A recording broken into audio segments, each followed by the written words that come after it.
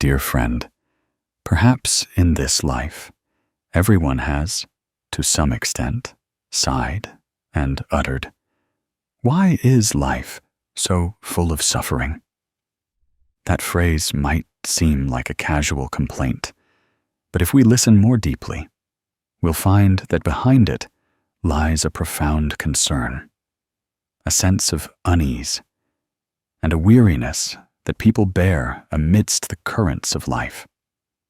Some suffer from illness, some from the struggles of daily bread, some from unfulfilled relationships, and others from the pursuit of fame and fortune. It seems that at any age, people, to varying degrees, encounter their own unique sufferings. What's remarkable is that suffering spares no one, distinguishing neither rich nor poor, high nor low. The Buddha, from ancient times, pointed out an immutable truth. Life is a sea of suffering. Hearing the phrase, sea of suffering, many might feel pessimistic, believing this life is only filled with misfortunes. But in reality, that teaching isn't meant to make us fearful or give up, but rather to awaken us to correctly recognize the true nature of life. When we understand that life inherently contains imperfections, we will no longer complain or resent as much. We realize that the suffering we encounter is not unique to us, but a universal law, a part of the human condition. If we look around, we'll see that people often chase after fame, wealth, and love, forgetting that all are impermanent. People toil their whole lives to earn money, only to find their health declining once they acquire wealth. Those passionately in love hope for a perfect bond, but eventually face separation or the changing hearts of others. Those who crave fame climb to the peak only to fear losing it. Thus, the more we cling, the heavier the burden we carry, and the more burdens we create for ourselves. Suffering doesn't just come from circumstances. Much of it stems from our own minds, from our inability to accept the truth that life is inherently impermanent. A friend once told me her story. She was a woman of strong will, who from a young age dreamed of getting rich to escape poverty. As an adult, she plunged into the business world, working tirelessly day and night. Eventually, she built a successful career with a big house, fancy cars, and everyone from the outside looking in admired her. However, as time went on, an undisguisable sadness appeared in her eyes. When I asked, she sighed softly, "I have money now, but I've lost my peace of mind. I'm always worried, afraid of losses, afraid that my family members will become estranged because of money. The tighter I hold on, the more uneasy I feel." That story reminded me of the Buddha's teaching that suffering doesn't lie in external objects, but in each person's grasping mind. You see, life is inherently a sea of suffering, but often we unwittingly add drops of bitterness to that sea. When we constantly compare ourselves to others, dwell on the past, or cling to things that are inherently impermanent, we imprison ourselves in suffering. Conversely, when we learn to accept, to smile at imperfections, we begin to open a door to peace. Acceptance doesn't mean giving up or passively enduring, but rather looking at life with a more understanding and compassionate perspective. Right now, you can try sitting still, taking a deep breath. As you breathe in, recognize that you are alive, that you are breathing. As you breathe out, silently tell yourself, "I am letting go of unnecessary burdens." Just one breath can remind you that suffering doesn't necessarily have to bind you forever. It comes and goes, just like waves in the ocean. And amidst that vast sea of suffering, we can still find an island of peace within our own hearts. If you find these insights meaningful, please share them with your loved ones and friends. Who knows? Perhaps when someone is struggling with sadness, these gentle reminders will become a small lamp to light their way. Life is a sea of suffering, but we don't need to create more suffering for ourselves. Instead, we learn to accept, let go, and live fully in the present. Sometimes we feel as if life is constantly testing our patience. There are days when we prepare meticulously, hoping everything goes smoothly. But then an unexpected out-of-season rain pours down, throwing all our plans into disarray. No one wants that, but it happens. And then we get angry, we get sad, we feel helpless. In reality, this image is not unfamiliar, because in everyone's life, we have complained countless times about things not going as planned. From making a living, work, to family, and relationships, it seems life always has its own way of reminding us that things don't always go our way. But precisely in those unideal circumstances, if we look deeper, we learn a great lesson about acceptance. The Buddha once taught that all things in life arise from the convergence of causal conditions. When conditions are met, they come together. When conditions cease, they dissipate. Everything is impermanent. Nothing is certain forever. So when something doesn't go as we wish, instead of resisting, we can practice smiling at it like a passing rain shower, knowing it will eventually pass.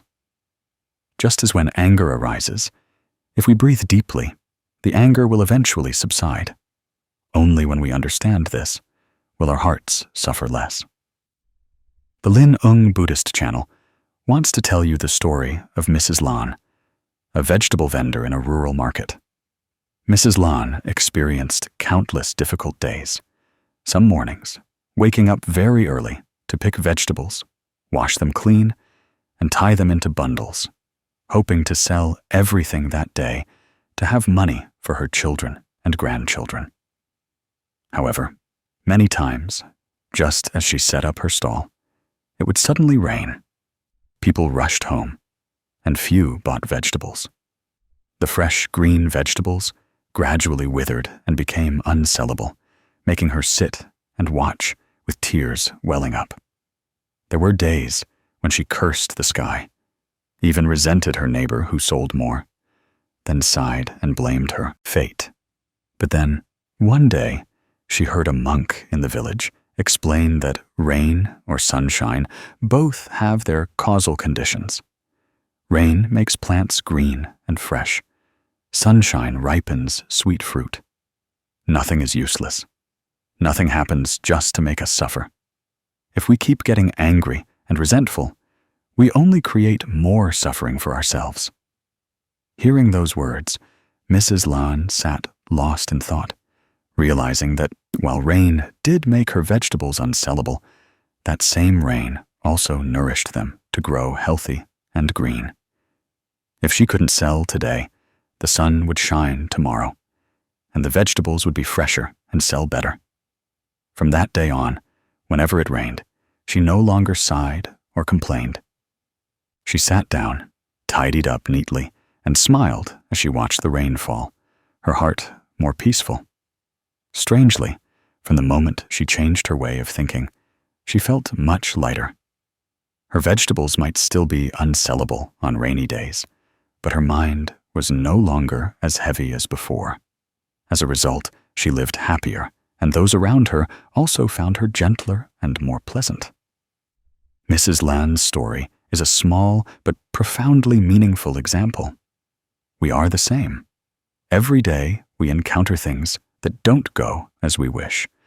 But if we learn to accept, we will find life much more pleasant.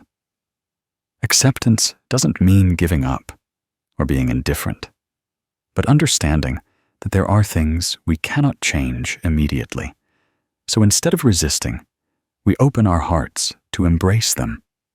Just like water, when it encounters a blocking rock, it doesn't stop to complain, but gently flows around it, eventually reaching the sea. You can try a small exercise right now. Close your eyes, relax your whole body, take a deep breath, then exhale slowly. As you breathe in, you can think that you are embracing this life with all its advantages and difficulties. As you breathe out, let go of the frustrations and resentments accumulating in your heart. Just a few breaths, and you will feel much lighter.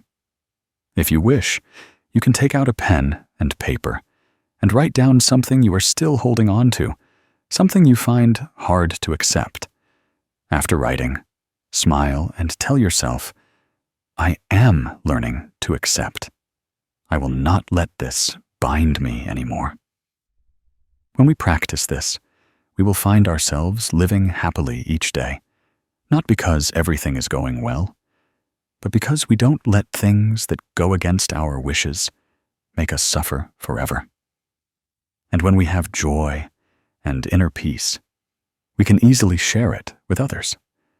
You can send this video to a loved one or a friend who is feeling down.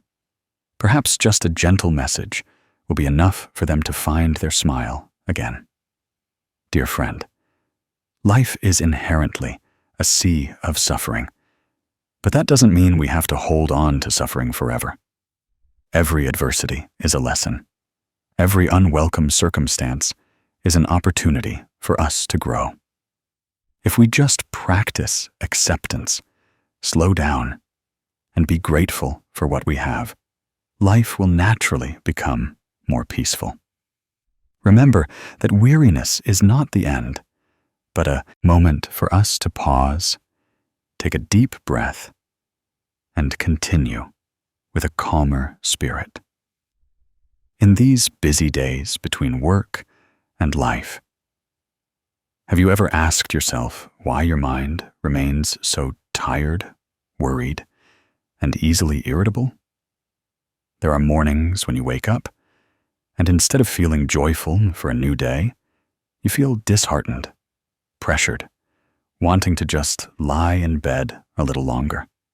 But then the alarm clock and your responsibilities to family and work force you to get up. This cycle repeats, making life feel like a machine. We are like cogs slowly wearing down with time. In this weariness, we often long for support, a peaceful haven for our souls. And you know what? That door to peace is actually always available within each of us. We just need to know how to turn inward, pause, and reach for it. That door is called meditation. Meditation might sound distant, like something for renunciants or Zen masters sitting for hours in silent forests. But in reality, meditation is not far away at all. Meditation is the breath you are taking in. It's the moment you put down your phone and quietly watch your child laugh and play. It's when you sit in your yard in the morning and listen to the birds sing. Meditation is returning to the present moment to let the mind rest, to let the heart heal. The Buddha once taught that only when the mind is at peace can the world be at peace.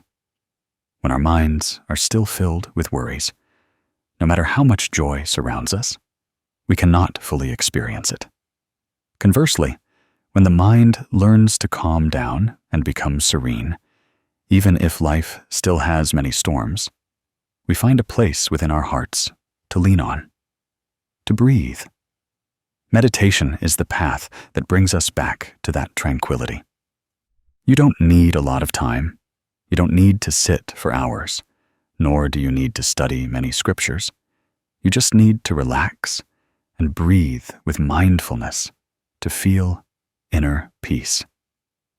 I remember a very simple story about Mr. Hung, an office worker.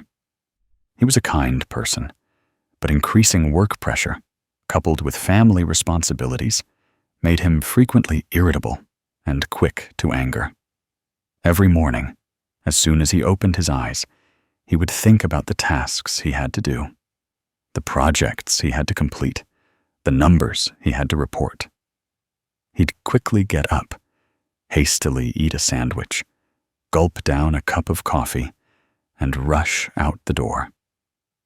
This hectic routine made him increasingly stressed. Conflicts with his wife became frequent, and his children were often hesitant to approach him. Sometimes he felt like he was just being swept along by life, without a single, truly peaceful moment. One day, by chance, a friend advised him, "Every morning before starting your day, try sitting still for 5 minutes. Just 5 minutes. Do nothing. Just sit down, close your eyes, breathe in deeply, and exhale slowly." At first, Mr. Hung thought it was ridiculous. What could 5 minutes change amidst all this pressure and chaos? But then, as if by some impulse, he decided to try it. The first day, those 5 minutes passed very slowly. He didn't know what to do. His mind wandered, thinking about work, about unanswered emails. But his friend had told him not to try to chase away thoughts, just to breathe and acknowledge that he was breathing was enough. So he let his mind run wild, but kept returning to his breath. Inhale, exhale, inhale, exhale. Then, on the second day, the third day, the fourth day, he continued to sit. Nothing changed too dramatically, but he started to feel something very strange. His fits of anger gradually became less frequent. Before, even a small thing would irritate him, but now there was a very brief pause before he uttered harsh words. That pause was like a door, helping him realize that he could choose not to speak harshly. And then he chose silence. He chose to smile. After just 1 month, the change in Mr. Hung became so evident that even his wife and children were surprised. He became more patient, less temperamental. His family, as a result, became more harmonious. Every morning, he still maintained the habit of sitting for those 5 minutes. Gradually, those 5 minutes became a precious treasure in his day, a time he dedicated to himself to nurture inner peace. Mr. Hung's story reminds us that meditation is not something distant. Meditation is simply sitting still, breathing with awareness, returning to oneself. When we know how to pause, we can see life unfolding, see the simple yet meaningful things we previously overlooked. If you are listening to these words, I invite you to try a small exercise. Sit down anywhere you feel comfortable, perhaps on a chair, on a cushion, or on your bed. Gently close your eyes. Relax your shoulders. Relax your hands. Relax your face. Then inhale deeply, feeling the air flow into your lungs. Hold your breath for a moment. Then exhale slowly, very gently. As you inhale, imagine you are bringing peaceful energy into your body and mind. As you exhale, imagine all your worries and tensions dissipating with your breath. Repeat this a few times until you feel your heart soften. You can practice this breathing exercise every morning for just a few minutes. Don't worry If your mind still wanders while sitting, that's perfectly normal.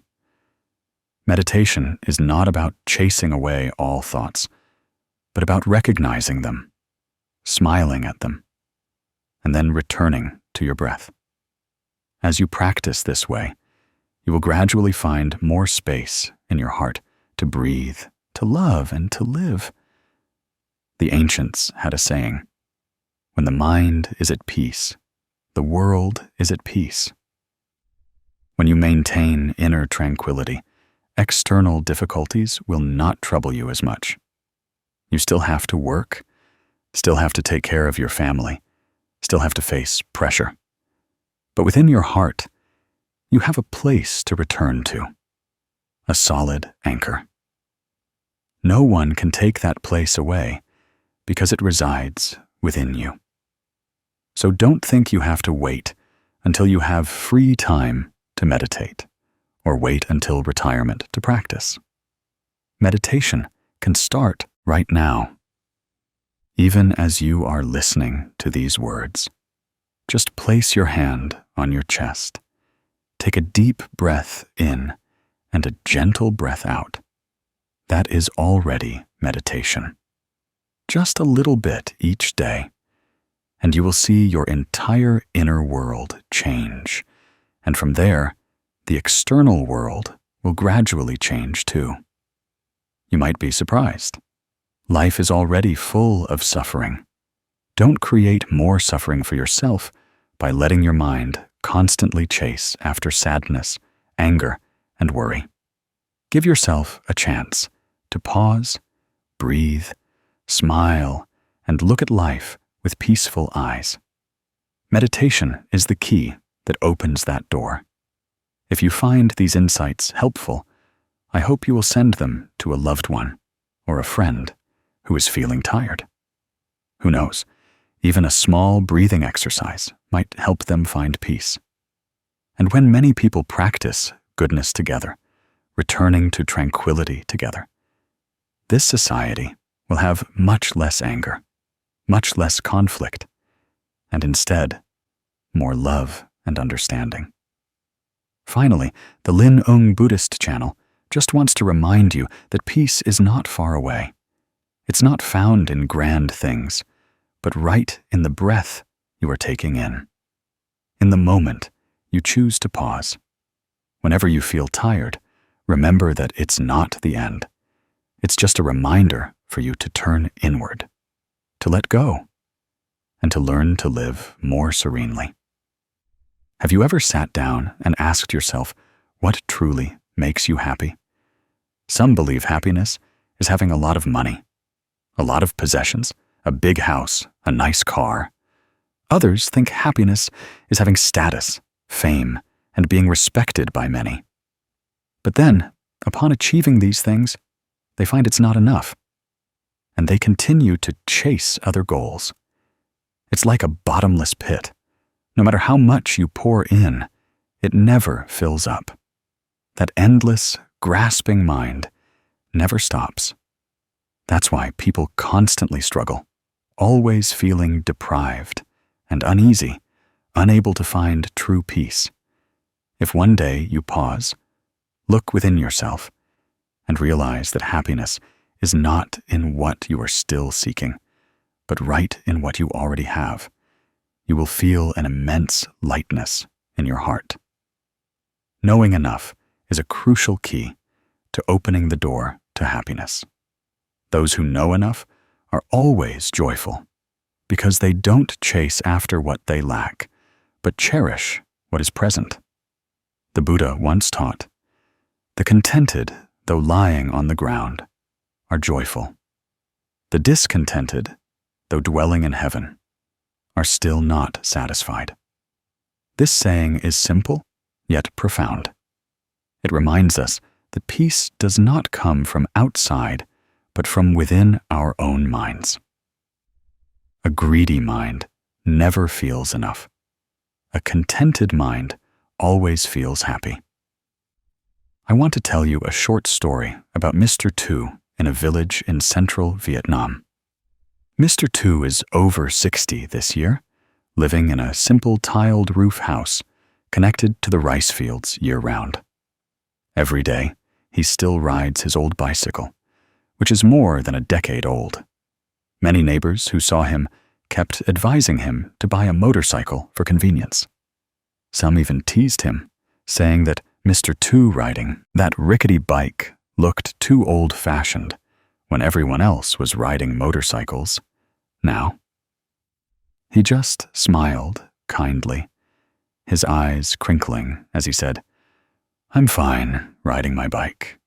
It's good exercise, and I can leisurely enjoy the countryside scenery and breathe the fresh air. Besides, this bike has been with me for so many years and still runs well. I'm happy with that." Mr. Two's words seemed simple, but contained a profound lesson. He didn't care about others' opinions, nor did he feel deprived for not having a motorcycle. On the contrary, he was happy with his old bicycle, happy with the village road in the morning filled with bird songs, happy with the blue sky and the scent of rice fields in bloom. His happiness was simple, inexpensive, yet enduring and serene. The neighbors gradually realized that Mr. Two himself was the truly rich person because he possessed a wealth of spirit. You see, happiness doesn't necessarily have to come from grand things. Sometimes a simple meal with all family members present is happiness. An afternoon spent sitting on the porch, listening to the rain, is also happiness. A child's smile, a word of inquiry from a loved one, is enough to warm the heart. If we keep chasing after distant things, we will miss the small joys that are present around us. In Buddhism, endless craving is one of the major causes of suffering. When we want more, want better, want to be superior to others, we create pressure for ourselves. That mind never stops thinking. It makes us constantly feel lacking and dissatisfied. But when we learn to be content, we will stop. We will feel our hearts lighten, and life will seem simple, yet full of joy. Contentment doesn't mean abandoning everything or living an extreme ascetic life, but appreciating what we have and not letting greed drag us into unease. If you are listening to these words, I invite you to try a small exercise. Sit still, close your eyes, and inhale deeply. Then exhale slowly. Afterward, think of 3 things you currently have that you are grateful for. It could be healthy parents, a roof over your head, or a fulfilling meal today. Smile at these things and whisper in your heart, "I have enough. I am happy." Do this every day. You will find your mind gradually changing, with less comparison, less craving, and more serenity. A contented person is like a field of rice. When it is ripe and golden, every grain bows down, quietly offering itself. A contented person doesn't need to show off or compete, but always has a cool spring in their heart. They know that this life is impermanent, that everything comes and goes, so they don't cling or hold on tightly. Because of this, they live with ease, walking lightly, unburdened by the whirlpool of greed, hatred, and delusion. My friend, living simply is true happiness. Simplicity doesn't mean lacking, but having enough for use, enough peace, enough joy. Simplicity allows us more time for family, for ourselves. Simplicity frees us from the pressure of comparing ourselves to others. Simplicity helps us cherish spiritual values instead of just chasing material possessions. If you find these insights meaningful, I hope you will share them with your friends and loved ones.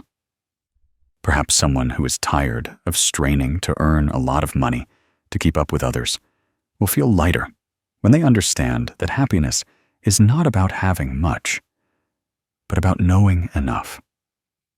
When a person lets go of greed, they create less suffering for themselves and for others. And when many people know contentment, this society will be more peaceful, have fewer conflicts, and more love. The Zen Buddhist channel wants to remind you that if you are feeling deprived, try to look back and see what you already have, and be grateful for it. Whenever you feel your heart disturbed, stop, breathe, smile, and tell yourself, I have enough. Happiness is not far away. Happiness is when we know enough right in the present moment. Have you ever held a hot cup of tea in your hand, forgotten about it, and kept holding it until your hand was red and burned? You know that simply putting the cup down would end the pain, but in that moment, you still stubbornly hold on. Our lives are sometimes like that cup of tea. We cling to the past, hold tightly to resentments, cravings, and things that no longer belong to us. And the tighter we cling, the more we burn our souls. A venerable monk once said that to find peace, one must know how to let go. That saying sounds simple, but to truly achieve it, we must go through no small amount of suffering. People often say that only when the pain is great enough will a person finally let go. It's true, because as long as we feel we can endure, as long as we can hold on, we will continue to cling.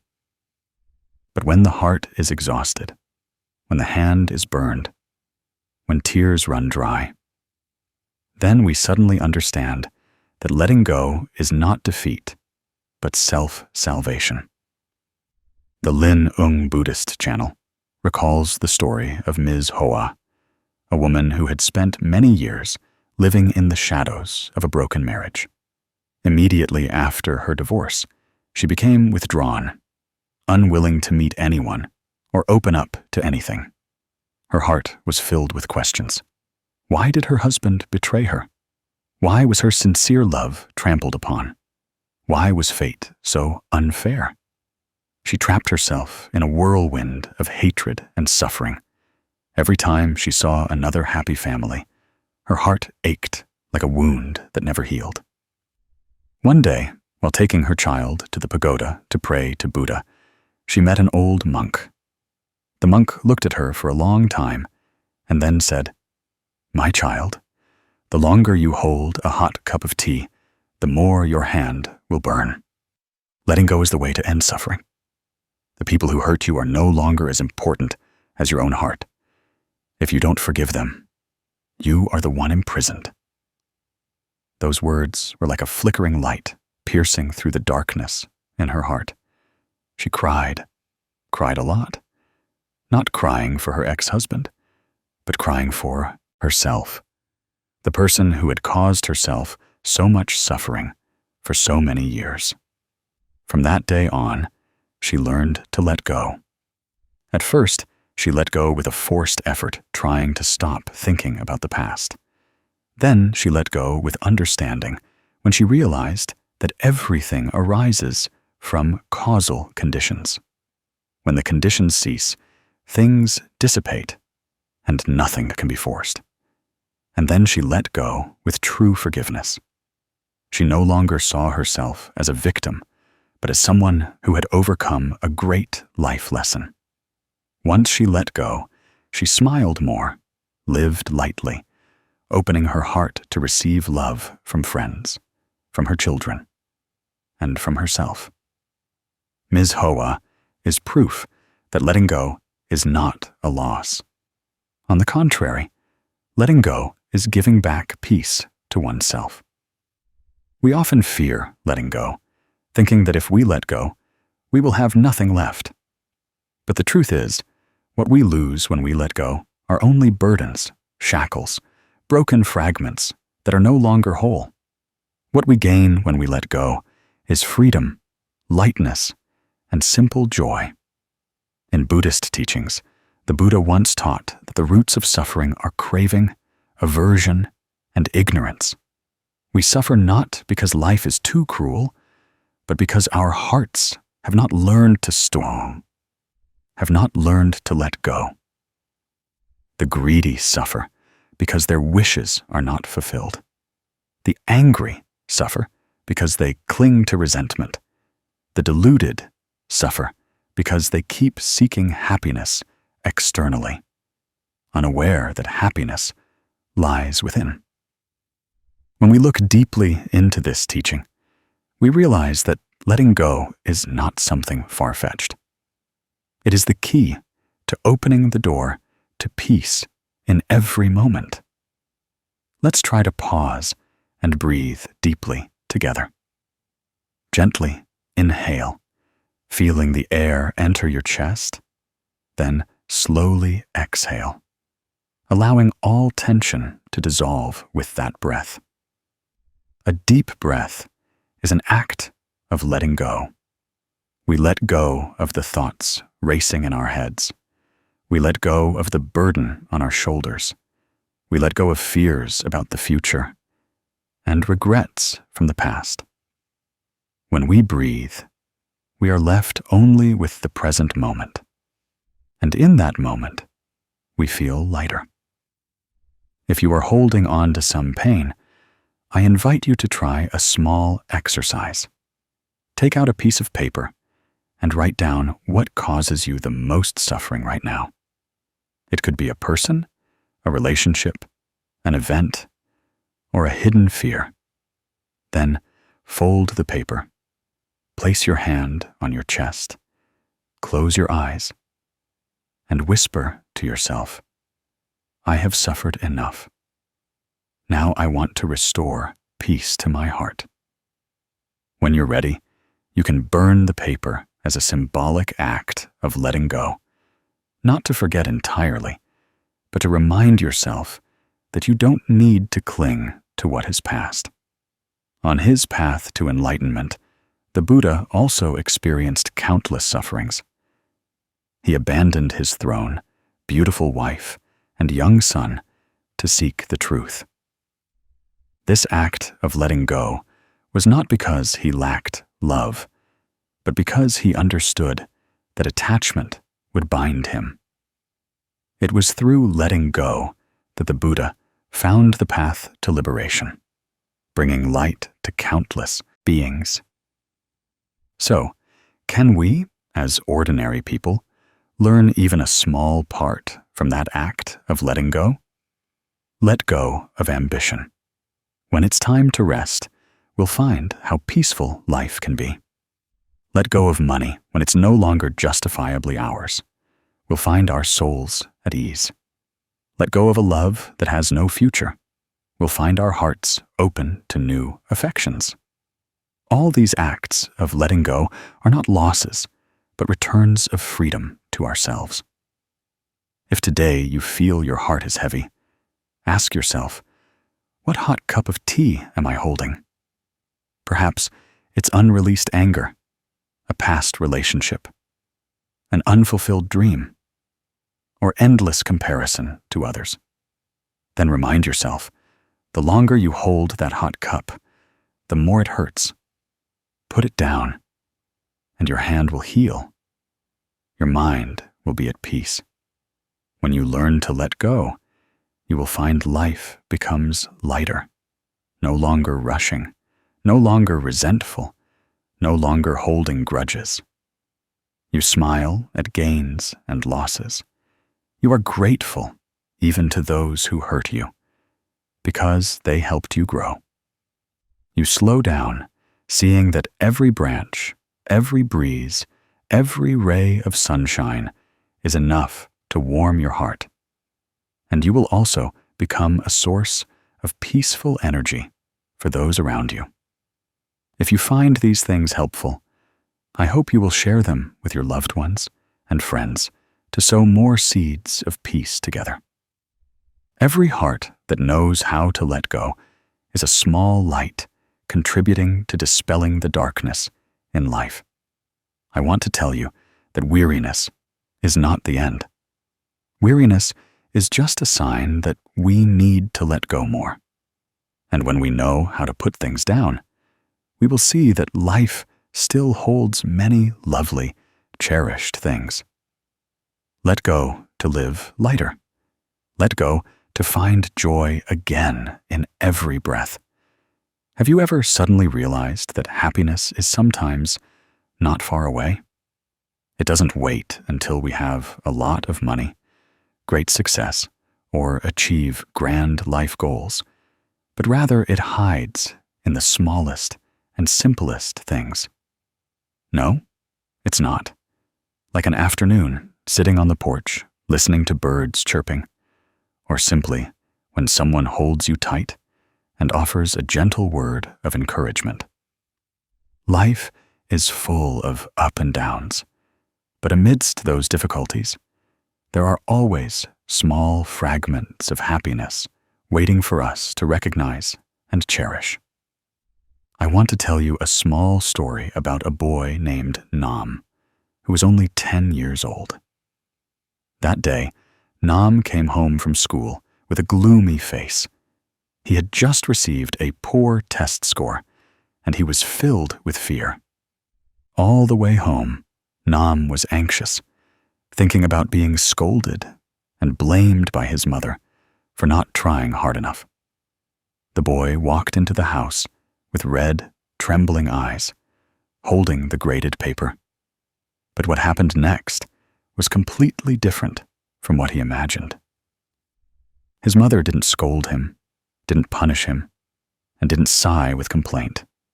She simply walked over, held her son tightly in her arms, and gently said, "Mistakes can be fixed.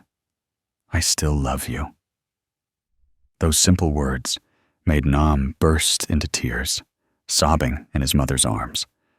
But at the same time, his heart was filled with an indescribable warm happiness. Happiness is sometimes that simple. It's not about distant things, but a timely hug, an understanding, a gentle word of forgiveness. The Buddha once taught that we often suffer because we chase after grand things, because we crave what is beyond our reach, while failing to recognize the treasure that is already right beside us. Greed, aversion, and ignorance make us constantly dissatisfied, always feeling lacking. But when we learn to pause, to look deeply into the present, we will realize how incredibly fortunate we are. Having parents to love, friends to share with, health to breathe, and walk on this earth. That is already happiness. Many people think that happiness only comes with brilliant success, high status, or abundant wealth. But don't you see? Many people out there who have all those things still feel lonely, uneasy, even stuck. They forget that true joy begins with a contented mind, with inner peace. A person who is content with the present, even with a simple meal, will find it delicious and comforting. A person who knows how to love, even with just a handshake or a shared smile, is enough to warm a whole day. If you listen to your breath right now, inhaling slowly and exhaling deeply, you will realize that being able to breathe, being alive, is also a miracle. Waking up each morning, seeing the sunlight stream through the window, hearing the wind blow, the birds sing, that is already a precious gift. So why do we need to wait for a glorious future to allow ourselves to be happy? happiness is present right here in every moment we live. You can try a small exercise. Close your eyes and remember a time when someone hugged you tightly, or a time when someone forgave you. How did that feel? Did your heart soften? Perhaps at that moment, you no longer thought about failures or sorrows, but only gratitude and peace remained. Hold on to that feeling. Breathe in and out with it. Then, when you open your eyes, try giving a hug to someone in your family. A hug for your father, mother, children, or spouse. You will see that happiness comes not only from receiving, but also from giving. When you know how to create joy for others, that joy also returns to you. Like a candle lighting another candle, the light doesn't diminish, but spreads manifold. A timely compliment, a comforting hand, or generous forgiveness, all have miraculous healing power. Think of Nam's mother. It was she, with a hug and a gentle remark, who sowed a seed of happiness in her son's heart, a seed that would stay with Nam throughout his life, becoming a strength that helped him overcome many other difficulties. Life is a sea of suffering. That is the truth the Buddha taught. But amidst that sea of suffering, happiness still exists like lotus flowers blooming from the mud. The question is, do we recognize it? Do we appreciate it? If we keep chasing after things beyond our reach, we will miss the simple joy that is right beside us. Let's practice slowing down, sitting still, smiling with a hot cup of tea, with a homemade meal, with a word of encouragement from someone. If you find this sharing meaningful, please take the time to tell a loved one. Share it with your parents, siblings, or friends, so they too can see that happiness is not far away. Because who knows? Your sharing might help someone struggling with sadness find faith and warmth again. And remember that true happiness is not about perfection, but about appreciating every small, ordinary moment. When you fail, there is still an embrace waiting for you. When you are tired, there is still a place for you to sit down, breathe gently, and smile. So we don't need to go far, don't need to wait for something grand. We just need to open our hearts and let go of our cravings, and happiness will naturally be present. Don't you see? Even in a mother's hug for her child who has just failed, there is a whole sky of love and peace.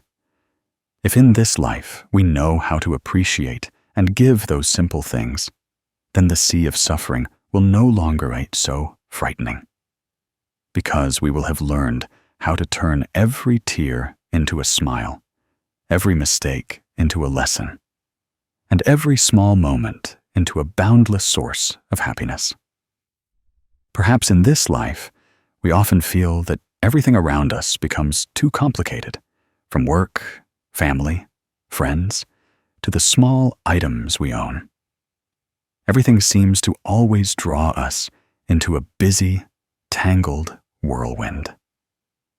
Yet, if you sit quietly, you will realize that this complexity doesn't necessarily come from outside, but mostly originates from our own minds. When the mind constantly compares, judges, attaches, wants to be better than others, wants to be recognized, then life, which is inherently simple, naturally turns into a tangled mess that is hard to unravel. Try to imagine an ordinary morning. You wake up, and on the table, there's a clear glass of water. If you just take a sip, you feel refreshed and pure.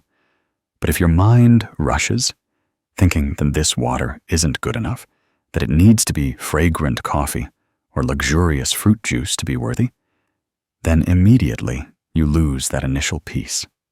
Life is often like that glass of water, very simple, very complete, but we create countless new conditions for ourselves, only to find ourselves never satisfied. In Buddhist scriptures, the Buddha once taught that human suffering largely stems from endless craving and incessant comparison. A greedy mind makes us feel that what we have is not enough. An angry mind makes us dissatisfied with our circumstances. A diluted mind prevents us from recognizing the simple nature of happiness. When we realize this, we understand the familiar saying, "Don't complicate things, simplify them," is a key to opening the door to joy. Life may not become less challenging, but if we learn to simplify our perspective and simplify our desires, everything naturally becomes much lighter. I want to tell you the story of Mr. Min, and he's an ordinary person, like many others. He worked as a factory worker, and his monthly salary was enough to support his small family. But one day, he saw all his colleagues with new, shiny phones that took beautiful pictures and browsed the internet quickly. He looked at his old phone, and a feeling of inferiority suddenly arose in his heart. So he decided to buy a new phone, even though he knew the cost was beyond his means. To get it, he had to borrow money, work continuous overtime, and endure much more fatigue. The day he received the new phone, he felt happy for a fleeting moment, but that joy didn't last long. Just a few days later, he was plagued by debt worries. His health declined from overwork, and his family rarely saw him smile. One day, by chance, he attended a talk by a teacher about living simply. Hearing the teacher's words, he had an awakening. He realized that the new phone hadn't made his life better. It was the comparison in his own mind that had caused him suffering. He decided to sell the new phone and keep his old one, which still worked well. He began to reduce his meaningless desires, focusing instead on warm meals with his wife and children, and a good night's sleep after a day's work. Strangely, from the moment his mind returned to simplicity, his smile returned, his face brightened, and his heart felt light, as if a great burden had been lifted. Mr. Min said that he used to think having more would bring happiness. But now he understood that simplicity itself is the foundation of joy. You see, whether life is complicated or not is really determined by our own minds. A person who is content with what they have, who knows how to reduce desires and comparisons, will feel warm, even living in a small house. A person who constantly chases after external things, even with abundant wealth, will still feel empty inside. The Buddha once taught, "The contented, though lying on the ground, are joyful. The discontented, though dwelling in heaven, are still not satisfied." This means that one who knows enough finds joy even on the ground. One who doesn't know enough finds no satisfaction even in heaven. Now, try to sit still. Take a deep breath. As you exhale, imagine letting go of a complexity you've held on to for so long. Perhaps it's competition with colleagues, sadness over someone's words, or simply the habit of buying many things to prove yourself. Let your mind return to your breath, allowing your heart to feel the simplicity of each moment. When you write down something you want to let go of, something you want to simplify, you are sowing a seed of serenity in your heart. If you find these words helpful, share them with your loved ones so they too can learn to live simply and find joy. Because when each person learns to live simply, the entire family and society also become lighter. don't forget to offer gratitude for the ordinary things around you. A satisfying meal, a loved one by your side, an afternoon where you can sit quietly and listen to the wind blow. All these are already the most precious things. The Lin Buddhist channel wants to tell you that weariness in life is not the end. It's just a bell reminding us to look back and see that we are making everything complicated ourselves. When you learn to let go, to slow down, you will find that happiness is not far away. It's right in your breath, in your smile, in the simplicity you choose every day. Have you ever felt your entire day suddenly become heavy just because of a fleeting remark from someone? A criticism, a piece of advice, or sometimes even just an unkind glance can be enough to disturb our minds. Joy is something we all desire, but often we unwittingly hand over the key to that joy to others, allowing them to control and decide whether we are happy or sad today. It's like when we're happily enjoying a hot cup of tea and some gentle music, then suddenly receive a negative comment. And instantly, that joy vanishes like a lamp blown out by the wind.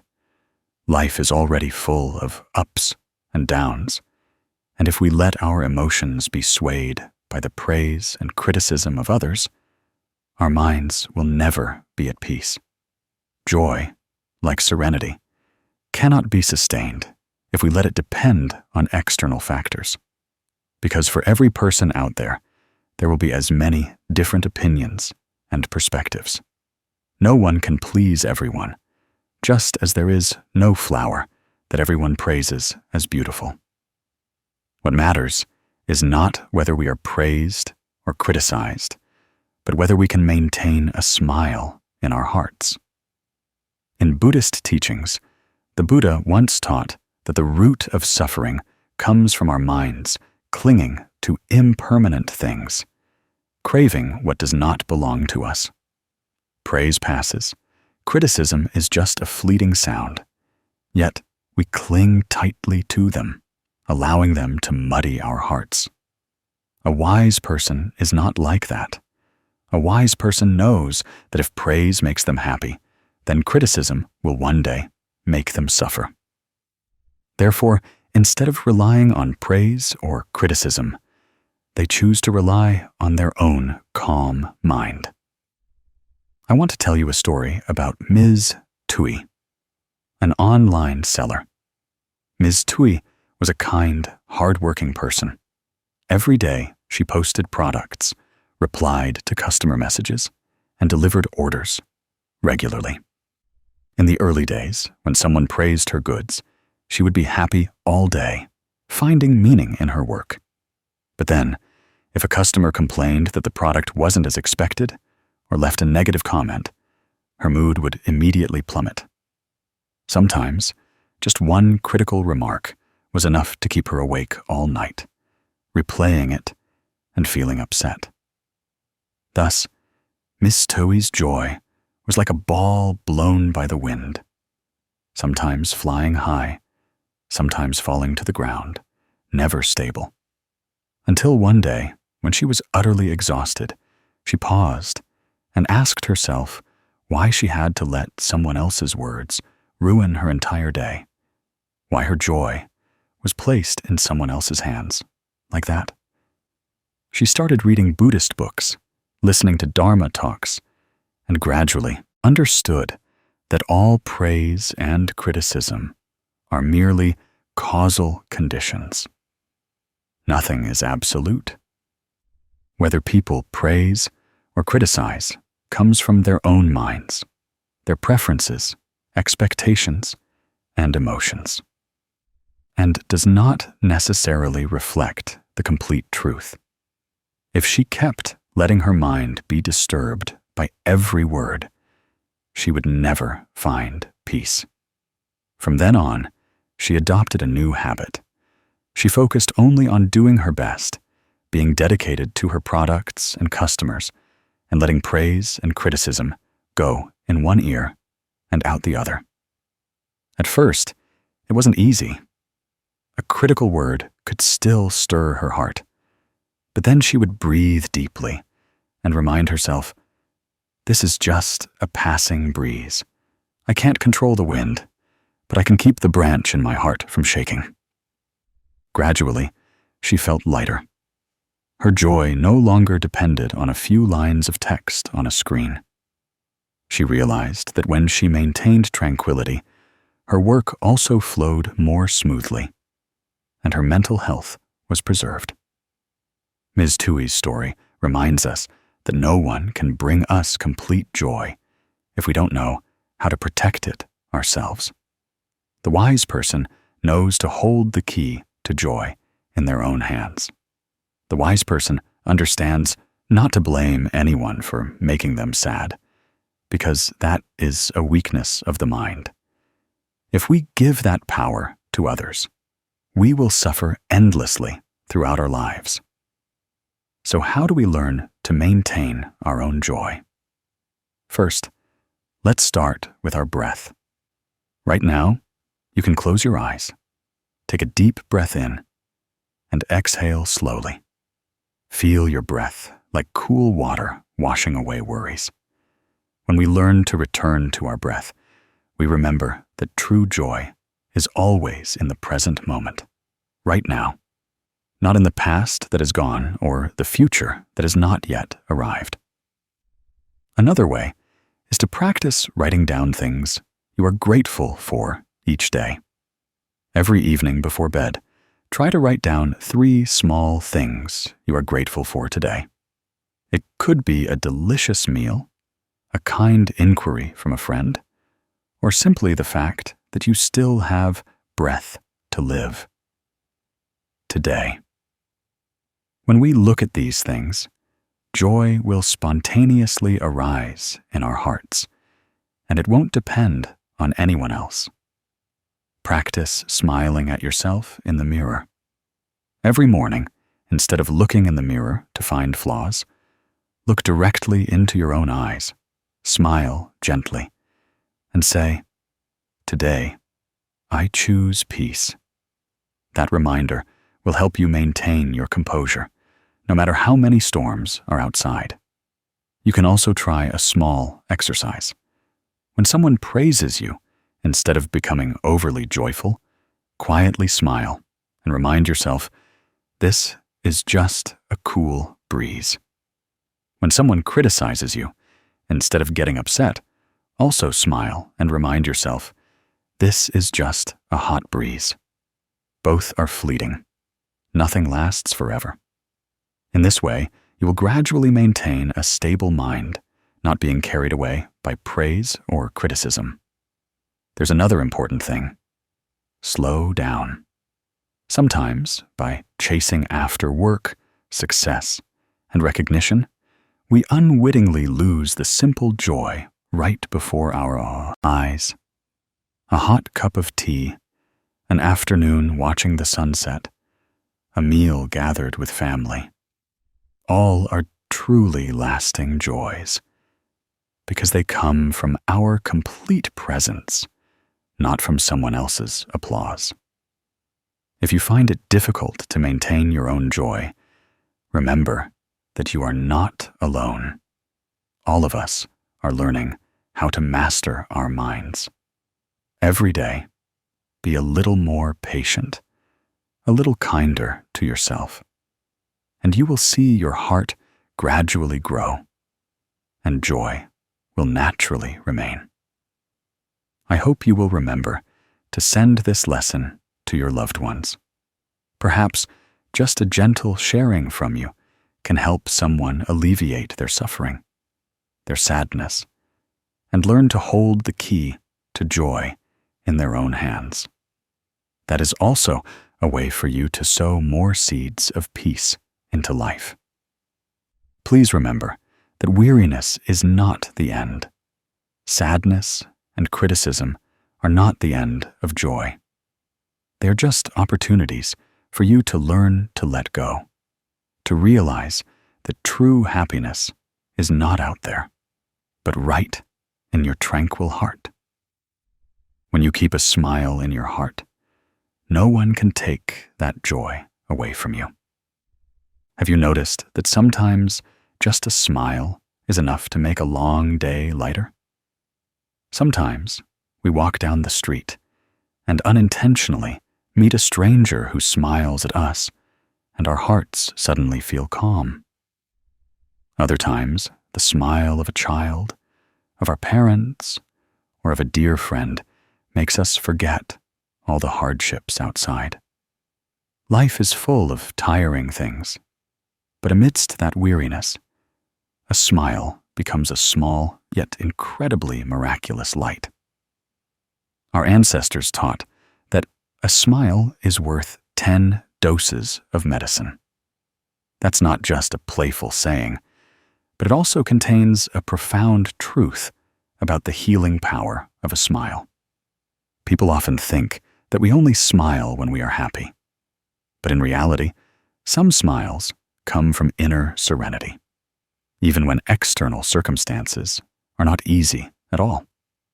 When we learn to accept that life is impermanent, knowing that suffering is just a part of the flow of causal conditions, then even in adversity, we can offer a smile. That smile is not to hide pain, but a way to embrace it, to make it lighter. The Buddha once taught that humans suffer not because of what is happening, but because our minds cling to things too heavily. So, when we learn to let go a little, to smile at the very sufferings we face, our minds will also become more open, clearer. I want to share a story, an ordinary but deeply profound story. It's the story of Mr. Nam from a small neighborhood. Mr. Nam was a farmer, toiling in the fields his whole life. In his old age, he contracted a terrible cancer. In the early days, his children and grandchildren were extremely worried. Everyone cried and lamented his fate. But what surprised everyone was his attitude. Even knowing his prognosis wasn't hopeful, he always had a smile on his face. He often said, "You die whether you cry or laugh. So why not choose to laugh to lighten your heart? We laugh to reassure our children and grandchildren. We laugh to feel more at peace ourselves." Indeed, that smile was not just his personal comfort for his family, but it also became a spiritual medicine that helped his entire family feel at peace. On some afternoons, as he lay in his sickbed, surrounded by his children and grandchildren, he would still tell funny stories and smile brightly. People looked at him, saw him smile, and suddenly no longer feared death so much, because he had shown them that death is not as scary as living in sorrow and resentment. Thanks to that smile, his children and grandchildren learned to accept and to face impermanence. They also understood that love doesn't necessarily mean clinging, but sometimes it's an act of letting go, so loved ones can depart peacefully. From that story, we see that a smile is not just an external expression, but also an inner flow of energy. It's like a small candle. Even if the night is pitch dark, just lighting it is enough to dispel the darkness. Smiling doesn't mean we no longer suffer, but that we have learned to move through suffering.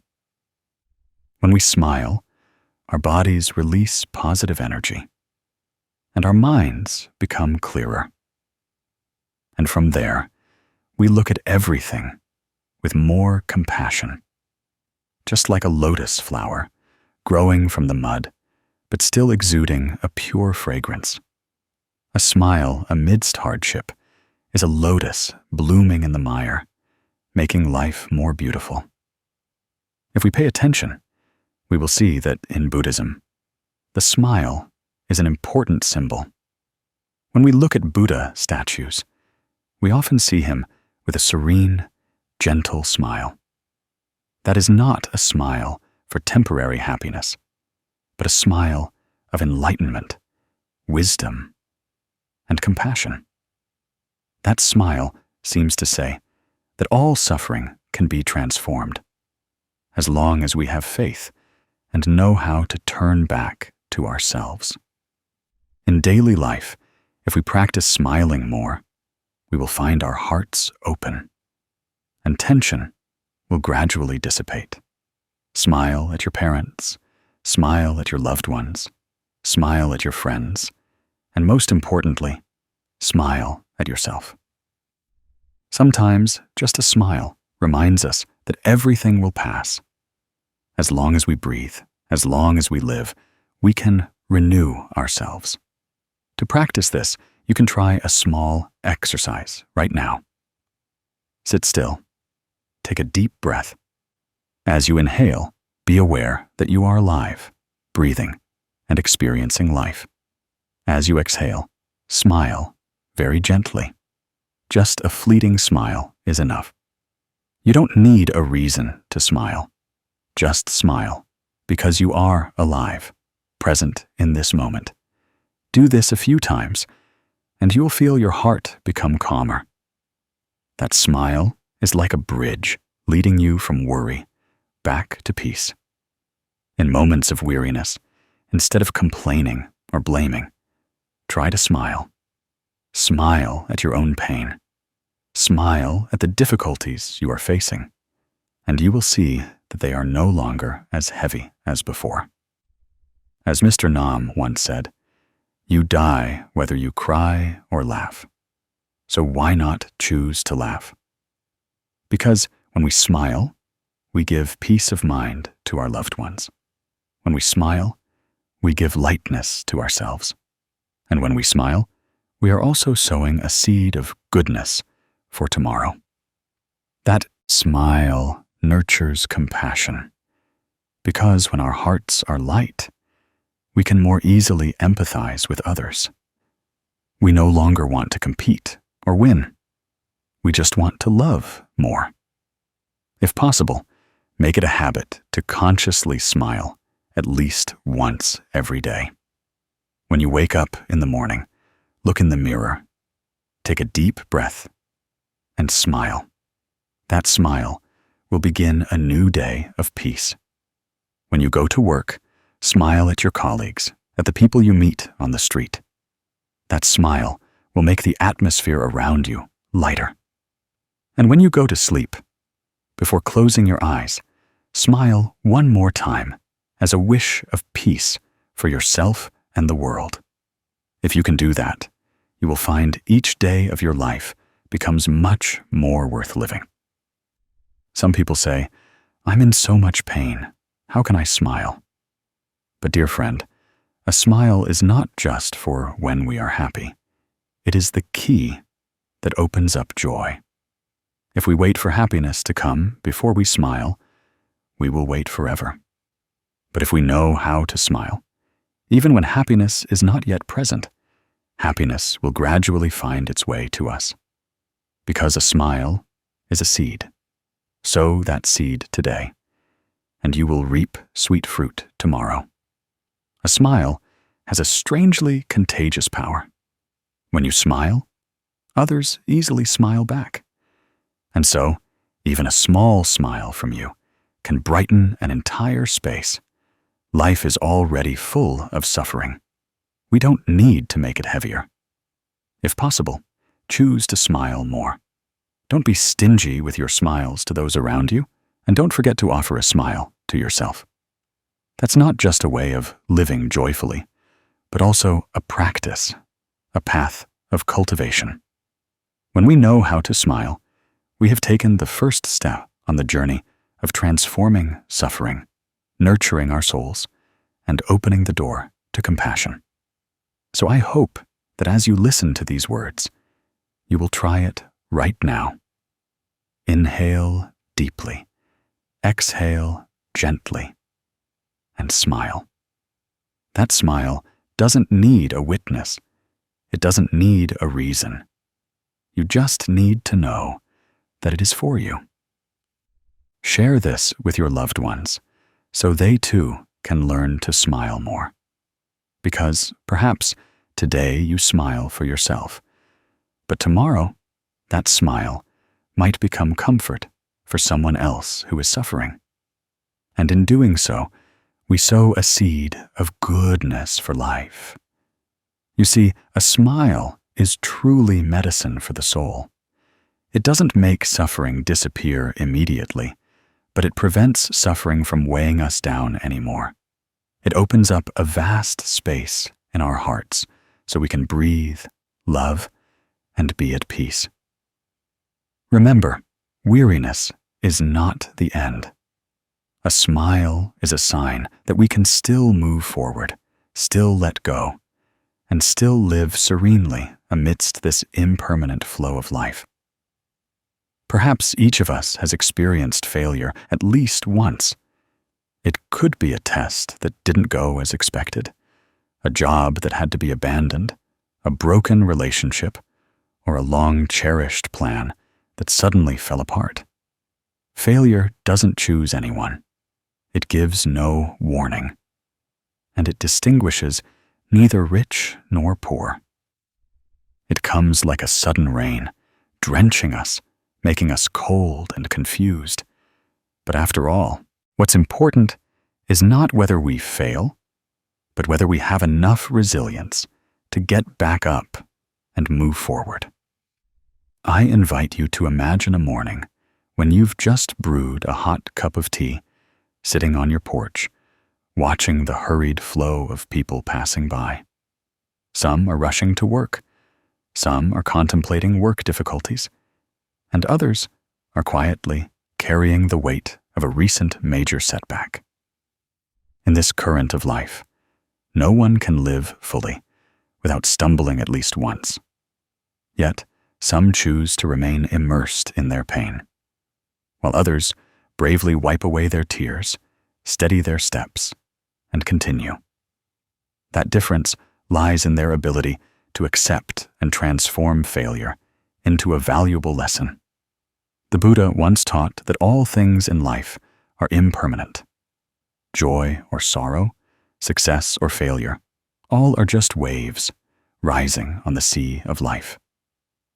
If we cling tightly to failure and blame, it's like holding a hot coal in our hand, only causing ourselves pain. But if we view failure as a lesson, like a seed sown into the earth, then from it can grow a new tree, greener and stronger. Living with a mind that accepts failure means practicing letting go of attachment, reducing ambition, lessening anger and fear. That is how we draw closer to serenity in life. I want to tell you a very ordinary story about Mr. Tuan in a small town. Mr. Tuan was an office worker, and after many years of working, he wanted to start his own business. He invested all his savings to open a pho restaurant, believing he cooked delicious pho and could satisfy his customers. But life doesn't always go as planned. His pho restaurant had few customers, he lacked management experience, and his cooking recipe wasn't truly special. After just a few months, his capital was almost depleted, and he was overwhelmed by disappointment and sadness. Some nights, he would sit alone in the dark kitchen, looking at the empty tables and chairs, his heart heavy, wondering if he had made a huge mistake.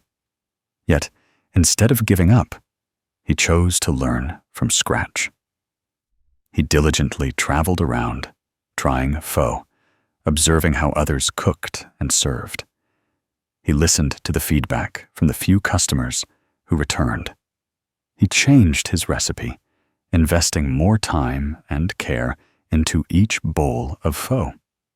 Each failure he viewed as a new lesson. A year later, his small pho restaurant became famous, bustling with customers, not only for its special flavor, but also for the owner's sincerity. Mr. Tuan's story is proof that failure is not the end. If you know how to get back up, failure becomes the foundation for your growth.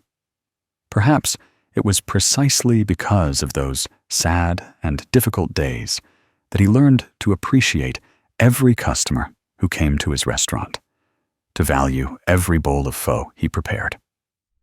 Without that initial stumble, he might not have found the flavor that made his restaurant famous. When we look at failure with a calm mind, we realize that it is just a part of the journey of growth. The Buddha taught that causal conditions create everything.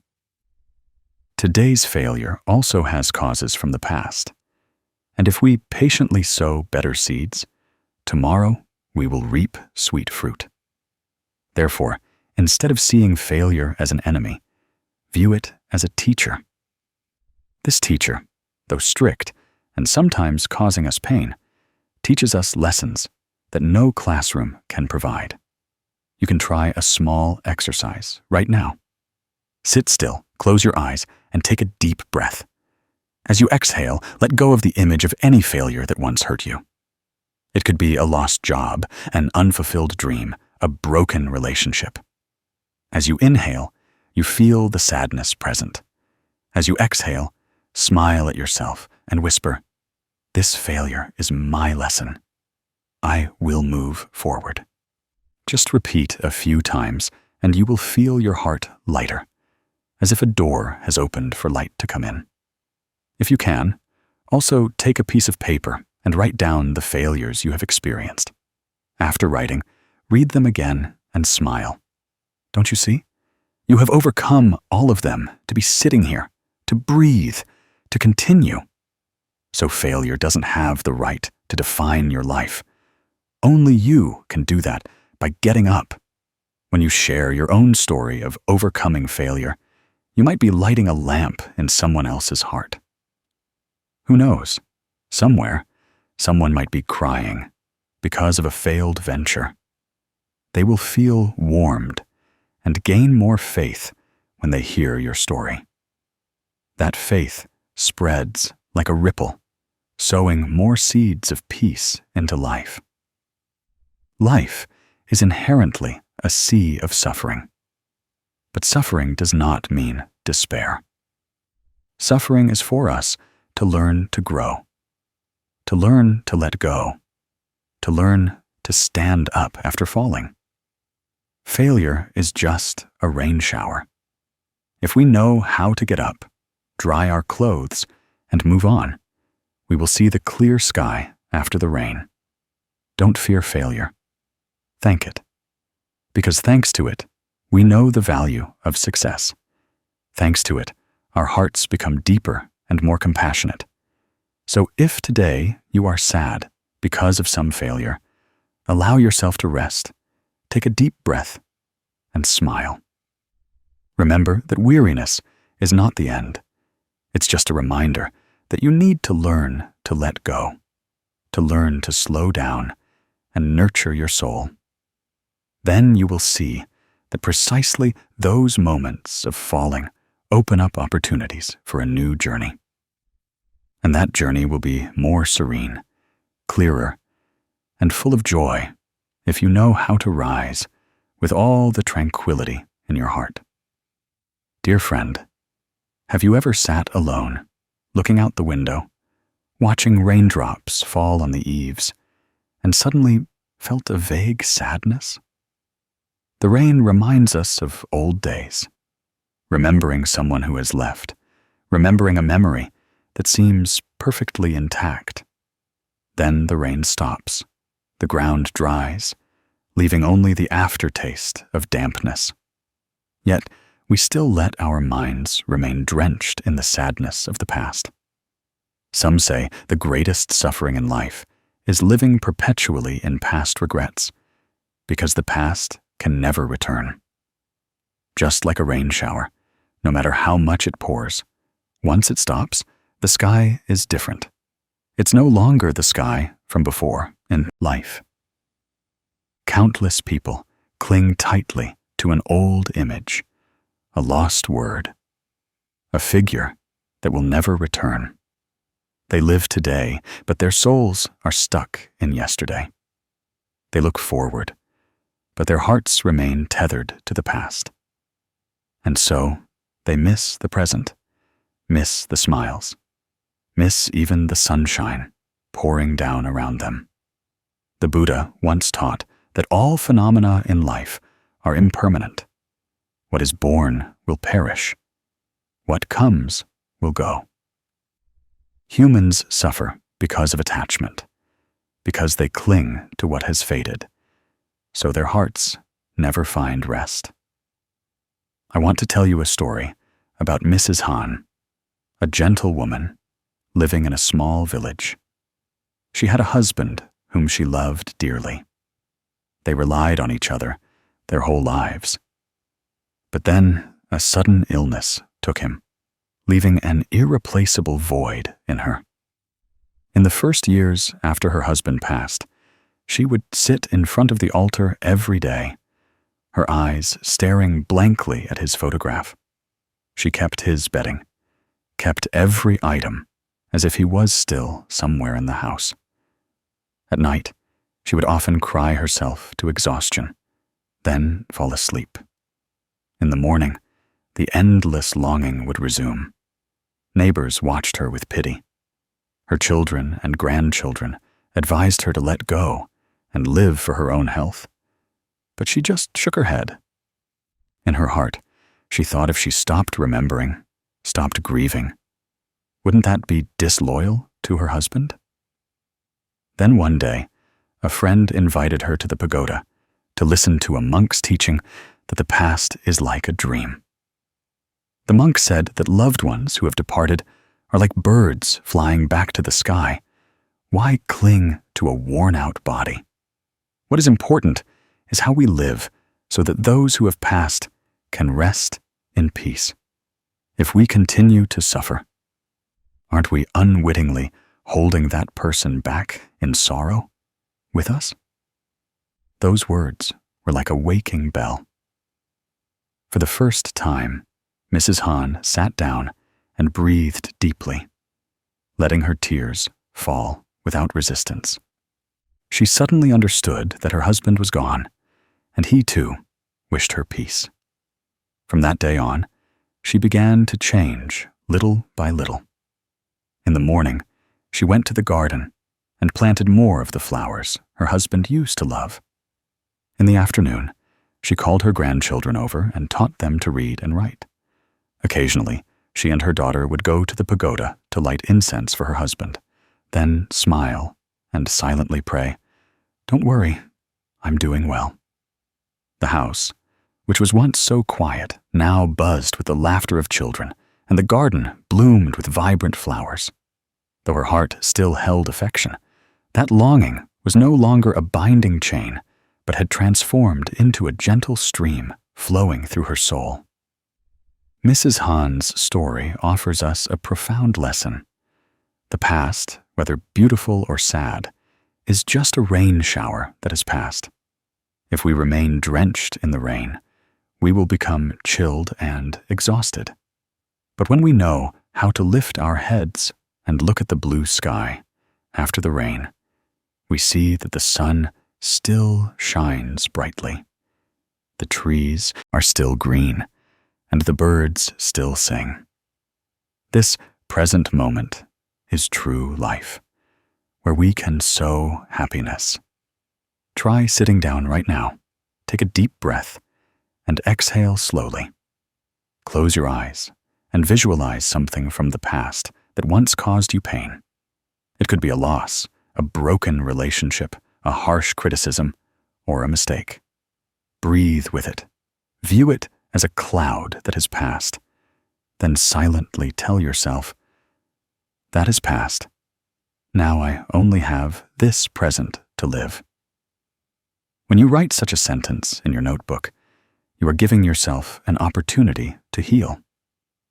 Every day, if you feel heavy-hearted, go outside and look at a flower. touch a tree trunk, listen to the wind. All these small things are present, inviting you to return. Life is short. If we live in yesterday, we will miss hundreds of todays. And perhaps those who have departed, those things that have passed, only wish for us to be at peace, not to suffer forever. If you feel this story touches your heart, try sharing it with a loved one or a friend. Perhaps somewhere, they too are struggling with memories of a faded past. Who knows? Just a message, a video, might help them see life more lightly. Because sowing a seed of peace, not only for ourselves, but also for others, is a great merit. Remember that the past, whether beautiful or sad, is just a passing rain. Don't let your heart stay drenched in those raindrops. Step outside, breathe the fresh air, and smile at yourself. Every day we are alive. We can love, care, learn, and live fully. Weariness is not the end. It's just a reminder that it's time to let go and live more peacefully. And from this moment, you can completely start a new life, fully present in the now, and lightened by what is past. One summer afternoon, as the sun gradually set behind the rooftops, casting golden light on the small alley, I came across an image of a child running cheerfully, holding a half-eaten ice cream, with an innocent face and a radiant smile that instantly lightened the hearts of passers-by. This reminded me that within each person's heart, there is a bright moon. That moon is innate goodness. If we just keep that moon from being obscured by the clouds of greed, anger, and selfishness, life will naturally become joyful. And not only will we experience peace, but those around us will also be illuminated. The ancients had a saying, "Do good, and good will come to you." Perhaps sometimes we see good people encounter many hardships, while cunning individuals temporarily benefit. But this life operates according to the law of karma. What you sow is what you reap. It just hasn't ripened yet. Those who maintain a good heart always have a peaceful soul, tranquil sleep, and a spontaneous smile. That is already a priceless reward. There's no need to wait for external recompense. The Buddha taught that in life, craving, aversion, and ignorance are the three roots that cause humans to wander in suffering. If thoughts of craving arise in the mind, we easily fall into contention and unease. If we let anger obscure us, we become irritable and make mistakes. If we let ignorance lead us, we don't see causal conditions clearly and constantly lose our way. Conversely, when we maintain a good heart, we are like someone walking in the dark, carrying a lamp. That lamp not only helps us see the way, but also illuminates others. I recall a small story I want to share with you about Uncle Ba in the neighborhood. He was a vegetable vendor at the district market, working hard year-round and rarely having extra money. One time, while tidying up his stall at the market, Uncle Ba found a thick wallet. People around the market whispered. Some told him to keep it, saying it might be a stroke of luck. But Uncle Ba just smiled faintly, stood silently for a few seconds, then called out loudly, "Did anyone drop a wallet?" A moment later, a middle-aged woman rushed over in a panic, tears welling up as she recognized her wallet. She opened it to check. All the money and important documents were intact. She was deeply touched, held Uncle Ba's hand tightly, and begged to offer a reward. But he just shook his head and said, This money belongs to you. I'm just returning it to its owner. If I kept it, my heart wouldn't be at peace. The image of Uncle Ba that day, with his kind smile, moved everyone in the market to tears. He didn't expect anything in return, but the light of his compassion illuminated the hearts of everyone present. From then on, people in the market often recounted that story to each other as a reminder that kindness still exists around us, no matter how chaotic life gets. The most beautiful thing about goodness is that it doesn't need to be ostentatious, nor does it demand repayment. Like the moon in the sky, the moon doesn't expect anyone's gratitude, yet its light gently shines down on all humanity. Those who live with kindness not only bring joy to others, but also create a peaceful life for themselves. Even if someone deceives or misunderstands them, a kind heart remains like a clear mirror, reflecting and dissolving all worldly dust. If in a day you do even a very small act of kindness, try to feel it. Perhaps it's just a word of comfort to someone who is sad, a smile to a passerby, or a small act of yielding. At that moment, your heart will warm, your face will soften, and that quiet joy will stay with you for a long time. That is the blessing of one who knows how to sow seeds of goodness. The Buddha once taught that the manner of giving is more important than what is given. It's not just about money and material possessions that constitute goodness, but a sincere heart and honesty are what is truly precious. To help you feel this more deeply right now, I invite you to practice a gentle breath with me.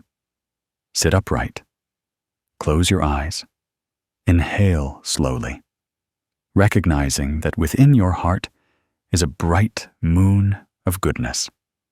Then exhale, letting go of any lingering anger, selfishness, or calculations. Inhale, smile at yourself for maintaining kindness in a world full of changes. Exhale, silently tell yourself that today I will give at least one good deed. Not for any reward, just that, and you will make life brighter. If you can, try writing down a kind action you want to perform tomorrow. It could be calling your parents to check in, giving up your seat on the bus, or remaining silent when someone blames you instead of retaliating. Write it down to remind yourself that kindness is not just flowery words, but small actions that have a great impact. Dear friend, nurturing a kind heart is also preserving a priceless treasure for yourself. Amidst the struggles of life, we can choose to keep our hearts pure. In that state, we are like Uncle Ba. Even if life isn't affluent, the light from that heart enriches countless others. Don't think that small acts of kindness are not worth doing, for just as drops of water form an ocean, every kind thought and kind action nurtures life and adds to its happiness. And if you are listening to these words, I hope you will share them with a loved one or friend. Perhaps they are also weary, losing faith. And these simple stories about kindness will help them see that there are still many beautiful things. When we spread kindness, it means we are adding another moonbeam to the night sky, which needs light. Finally, please remember that life is inherently a sea of suffering. But don't create more suffering for yourself. Learn to live kindly and gently, without expecting repayment. without seeking to compare or compete. Weariness is temporary, but the light of kindness is as enduring as the bright moon for eternity. Let that moon in you always shine, so that wherever you go, you bring peace to yourself and to those around you. Under the eaves of a peaceful morning, as dew still lingered on the leaves, a woman named Mai sat quietly by her small garden of flowers. Every day of hers began this way, gently and silently, with only the chirping of birds and the faint fragrance of flowers. Friends often advised her to travel, to enjoy distant trips, to find joy. But she just smiled, her eyes shining with a unique contentment. Joy was already right here, in this very moment. Anyone listening would surely pause, struck by that simple yet profound answer, which directly touched upon something we often overlook in our hurried lives. Happiness is not found in distant places, but in every breath, every rhythm of the present moment. Each of our lives is like a book with countless different pages. Some pages are written with clear laughter, while others are stained with tears and sorrow. Yet, if we learn to embrace everything, both joy and suffering, that book will become a complete masterpiece, full of vibrant colors. The Buddha once taught that life is a sea of suffering, but it is precisely in the midst of that sea that we can still find lotuses blooming. Suffering is not for us to drown in, but for us to learn how to overcome it, to understand more deeply the value of every small happiness. Many people often think that happiness must be something grand, distant journeys, resounding successes, or perfect relationships like in a dream. Yet, the more they search, the emptier they feel. They don't realize that happiness is present when they sit quietly, sipping a warm cup of tea, listening to the wind gently rustle the leaves, or observing the smile of a loved one.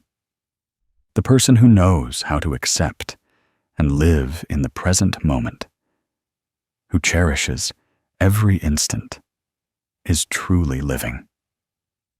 The story of Ms. Mai tending her flowers on the porch is a gentle reminder. Day after day, she carefully nurtured each small pot of flowers. When the flower buds gently opened, she gazed at them with eyes full of affection, as if they were a precious gift bestowed by life. She didn't crave a vast garden of flowers, didn't dream of distant aspirations, but was fully content with what was within her grasp. Because of this, she always smiled, her heart at peace and happy. That simplicity is sometimes what many people are frantically searching for, but fail to recognize.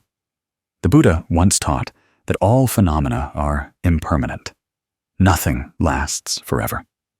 If we keep chasing after distant joy, we will remain trapped in the cycle of craving and desire.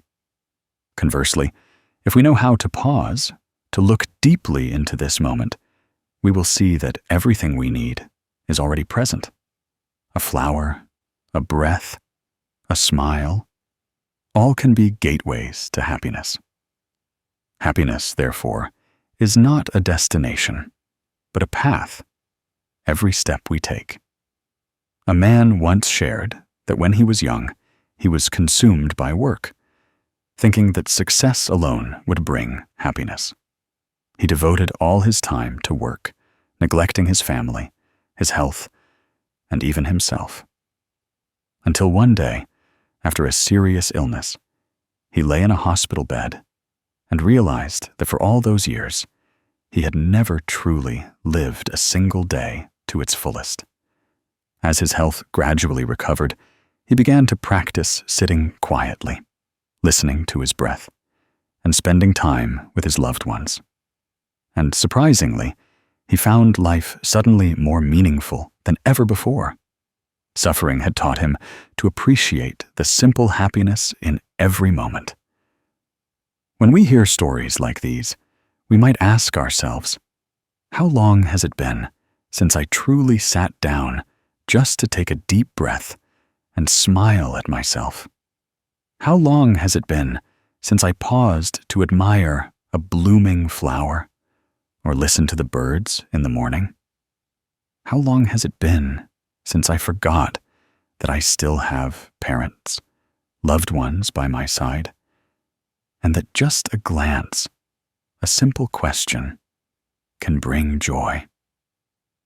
Right now, you can try a small exercise. Gently place your hand on your chest, close your eyes, and breathe deeply. As you inhale, be aware that you are alive. You are breathing.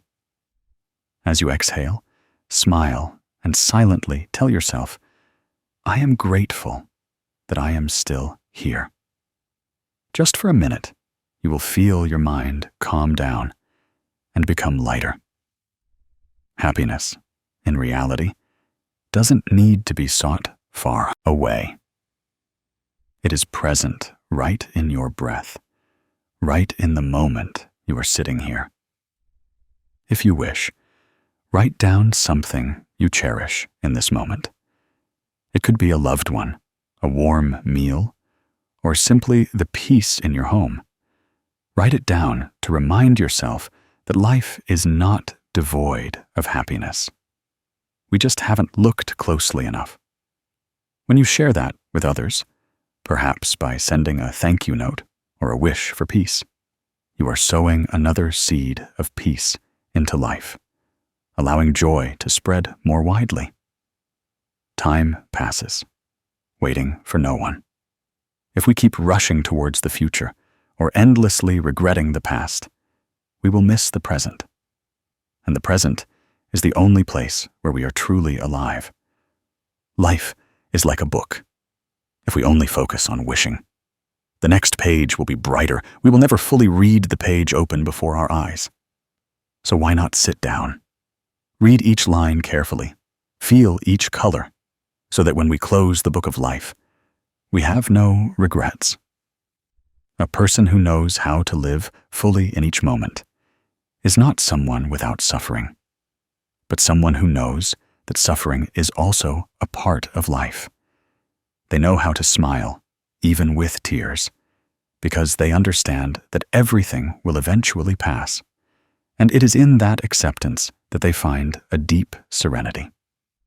If today you feel your heart is heavy, remember that you don't need to go far to find peace. Sit with your breath. Look at a small thing in front of you and smile. That is already the first step to living fully. And when you share that peace with others, you are contributing to making this life lighter. You see, happiness is not a distant dream, nor is it a reward for the lucky. Happiness is always present in every moment. We know how to cherish and love. If we just stop, if we just listen, we will see how beautiful and worthwhile this life still is. So please, let your heart soften, so that every moment becomes a flower blooming in your soul. And when weariness comes, please remember that weariness is not the end, but only an opportunity for you to learn to let go, and then live more serenely. Cherish every moment, for that is the key to opening the door to a tranquil and joyful life. Have you ever sat silently on an afternoon, watching the clouds drift across the sky, and suddenly realized that sometimes you need nothing more than a deep breath, a truly quiet moment to feel that peace is right within you? Peace is not when life is smooth and free of turbulence, but precisely when, amidst all the storms, you can still find an anchor in your soul. Some people travel everywhere, seeking all sorts of ways to attain a peaceful life. But if they don't know how to turn inward, peace will remain a distant mirage. In recent years, especially during the pandemic, surely each of us has experienced days of unease, confusion, and fear. Some worried about losing their jobs, some about illness, others about elderly parents and young children. Some families updated the rising infection numbers every day, with no one daring to step out the door. In that context, many felt peace was a luxury. But the truth is, even in the most difficult moments, some people found inner stability, not from external factors, but from knowing how to keep their minds anchored. Mr. Fong, our kind neighbor, is a beautiful example of this. When the pandemic hit, he was initially as worried as anyone else. Work stalled, income decreased, and the daily onslaught of news made his mind restless. Some nights he couldn't sleep, just sitting and staring at the ceiling, his heart heavy with unresolved worries. But then one morning, as he opened the window and saw the gentle sunlight streaming through the trees, heard the birds chirping, he suddenly realized that life was still going on, and it was only his mind that was being swept away by fear. From then on, he chose to meditate every morning, read a few pages of scripture, and most importantly, breathe deeply and slowly. At first, sitting still wasn't easy. His mind would race, thinking about work, then worrying about illness. But he patiently returned to his breath. Each time his mind wandered, he would just smile and gently bring it back. Gradually, he felt a calming in his heart. His mind became less agitated, and his breath became steady. Thanks to this, instead of sinking into confusion, he could smile and maintain his composure. Not only that, he also proactively helped his neighbors, sharing a little food, calling to check in, and encouraging each other to get through it. People say that external storms cannot extinguish inner peace if we know how to keep our minds anchored. Mr. Fong's story proved that. Peace doesn't come from things being perfectly calm outside, but from knowing how to pause, listen to ourselves, and nurture our souls with mindfulness. The Buddha once taught that when there is stillness in the mind, the external world also becomes peaceful. Therefore, instead of chasing external peace, we can start with our own breath, our own intentions. You can try it now. Sit up straight, gently close your eyes, relax your shoulders, and release any tension. Take a deep breath to let fresh air reach the bottom of your lungs. Then slowly exhale. Feel all your weariness dissolve with that stream of breath. Repeat a few times, and you will feel an expansive, peaceful space within your heart. Peace is not far away.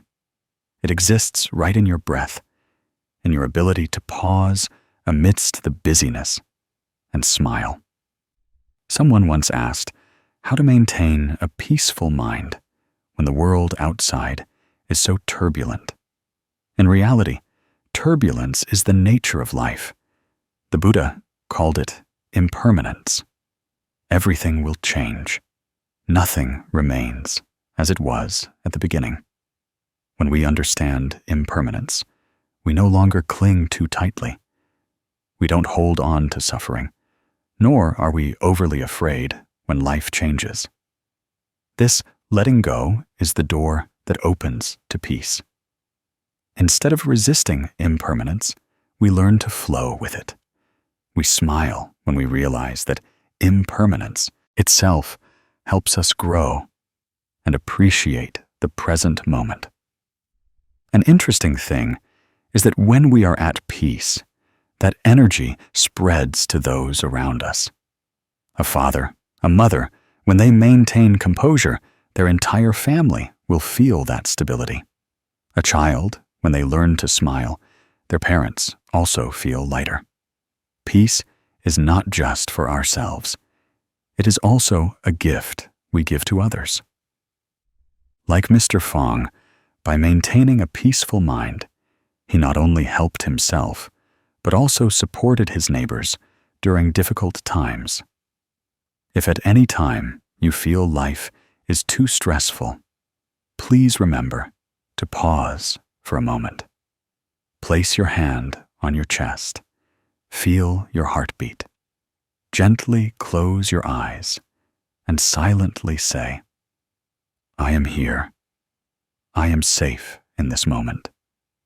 Just a few seconds like that, and you will feel everything calm down.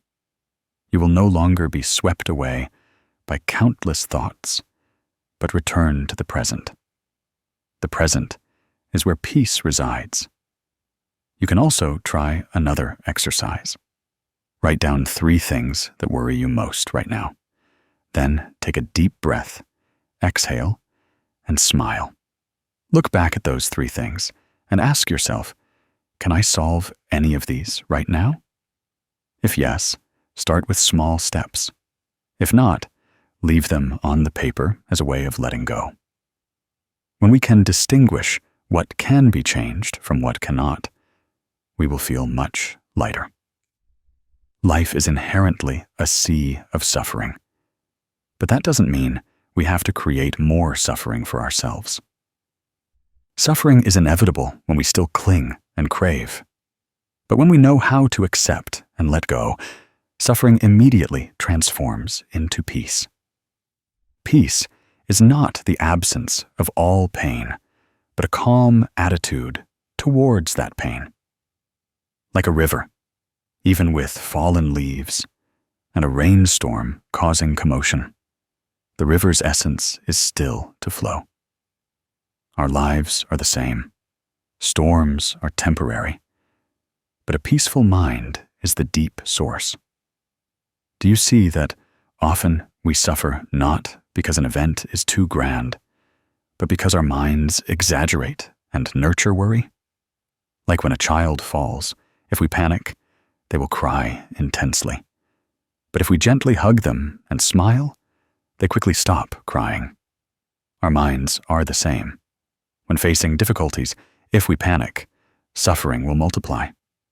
But if we know how to embrace ourselves with mindfulness, we will be calm and at peace. Sometimes, peace also begins with very small things. A morning, sitting and drinking a hot cup of tea, listening to birds sing, watching the sunlight stream through the leaves. A quiet afternoon, writing a few lines of gratitude to our parents. An evening before bed, breathing slowly and smiling at ourselves. These seemingly simple things are the door that opens to joy. Because peace is not the result of something grand, but precisely our ability to cherish every small moment in life. And then, when you feel peace in your heart, share it.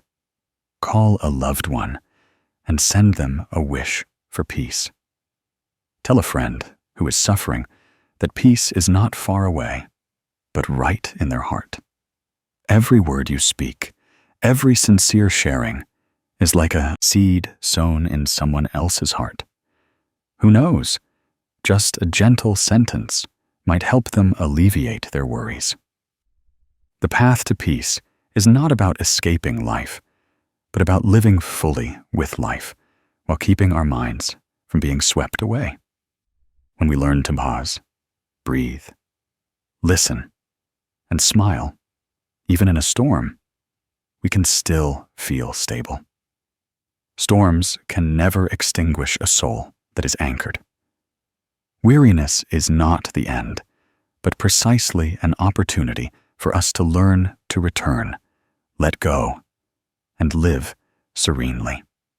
So, in this very moment, allow yourself to pause, take a deep breath, and smile. Peace has never left you. It is still here in every breath, in every present moment. Just open your heart, and you will see that even though this life is a sea of suffering, it still holds countless joys. Have you ever paused and asked yourself what truly remains with us after all the struggles, competitions, and sufferings in this life? There are afternoons when passing a cemetery, seeing the withered wreaths on the graves, we suddenly realize that this life is but a wisp of smoke, fragile. One day, someone was laughing and talking. Today, they rest beneath the cold earth. It is these very images that make us suddenly grasp the truth of impermanence, which the Buddha once taught. All phenomena are impermanent, constantly changing. In the stories of everyday life, there is one person I want to tell you about today. Mr. Sao, a man who worked at a crematorium for several decades. It was a job not everyone dared to do, as it was intimately linked with death and separation. But precisely from that seemingly somber work, he learned a valuable lesson to live freely and peacefully amidst this turbulent world. Mr. Sao recounted that initially, when he first started the job, he was also haunted by many thoughts. Each time he placed a body into the furnace, watching the white smoke rise, he felt heavy-hearted. But day by day, he witnessed more and more, from the poor to the powerful, from hard-working farmers to wealthy entrepreneurs, all eventually reduced to a handful of ashes. He saw people attending funerals. Some wept uncontrollably. Others quietly bowed their heads. But then everyone calmed down, and they left, leaving an empty silence amidst the hazy smoke. And he realized that the differences in wealth, status, or power meant nothing when we returned to dust. From then on, he began to live more simply. He no longer craved too much, no longer compared himself or competed. He said that when he saw impermanence so close every day, he had no reason to harbor too much anger or resentment in his heart. Instead, he chose to love people more, helping anyone he could, because he knew that everyone would eventually walk that path. Thanks to this, he lived with ease and lightness. A gentle smile always graced his lips. Don't you see? It was precisely that clear insight into impermanence that made a person so tranquil. Buddhism teaches that all things in life are like dewdrops on a blade of grass, like a flash of lightning in the night sky, existing for a moment, then vanishing. If we don't clearly see this, we will forever struggle in the whirlpool of craving, aversion, and ignorance. We want more money, want to retain our youth forever, want others to love us as we wish. But life never always bends to human will. When things don't go our way, we generate suffering, sadness, and then create shackles that bind ourselves. But once we recognize impermanence, we will learn to live fully for today. We know that tomorrow is not guaranteed, so we cherish every moment of the present. We love our loved ones more, because one day we might no longer have the opportunity to speak words of love. We forgive more easily, understanding that anger is also temporary, and holding on to it only makes the heart heavier.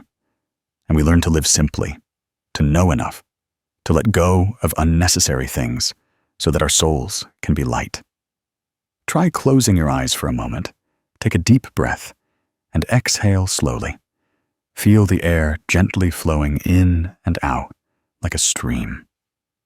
Let your mind be still for a few seconds. At this moment, you can ask yourself, in my current life, what is truly important to me? Is it money, fame, competition? Or is it inner peace, the smiles of loved ones, the moments we share? When you can answer that question, you will know what to let go of and what to cherish. Some people live their entire lives accumulating and competing, but in the end, they never get to enjoy it. Some carry hatred until the end of their lives, only to have regrets when they pass away. But there are also people like Mr. Sao, who, by clearly seeing impermanence, lived at ease. As long as he was alive, he lived fully with love.